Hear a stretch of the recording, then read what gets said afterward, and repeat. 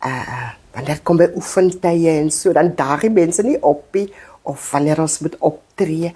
Dis hoekom ek solo gegaan het, nee. Ek is eintlik die eerste een in die familie wat solos doen, want die familie is eintlik koormense, nee. Hulle is, om die waarheid te sê, daar by die New Apostolic Church, hulle is goeie koormense en muzikante en so. Op 'n jong ouderdom het ek maar die Here leer ken, nee, en my liefde vir die Here, die talent wat jy het, nee, ek kan nie onder die emmer lê nie, en ek moes werk met die talent, en dit is maar my liefde vir Jesus, nee, wat my dring, en my laat aanhou nog al die jare.